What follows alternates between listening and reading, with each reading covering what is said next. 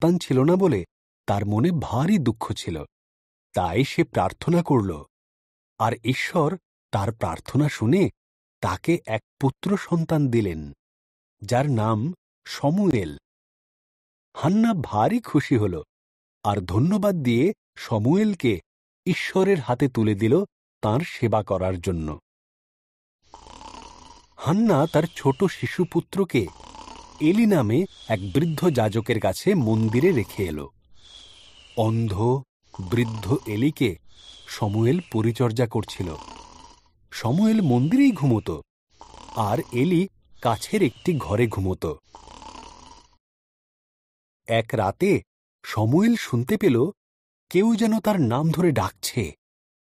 সে ঘুম ভেঙে উঠে ছুটে গেল এলির কাছে, বলল, এই তো আমি। এলি বলল, আমি তো তোমায় ডাকিনি, যাও, ঘুমোতে যাও। শমূয়েল তার বিছানায় ফিরে গেল, কিন্তু আবার সে শুনতে পেল কেউ যেন তার নাম ধরে ডাকছে।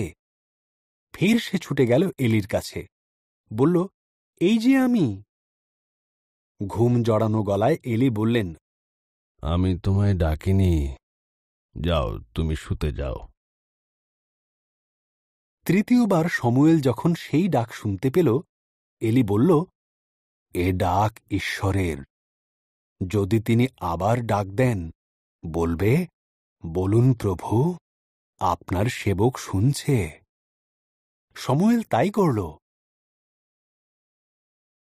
ঈশ্বর শমূয়েলকে বললেন, তুমি কি আমার নবী হয়ে আমার বাণী আমার প্রজাদের ঠিকমতো শোনাতে পারবে?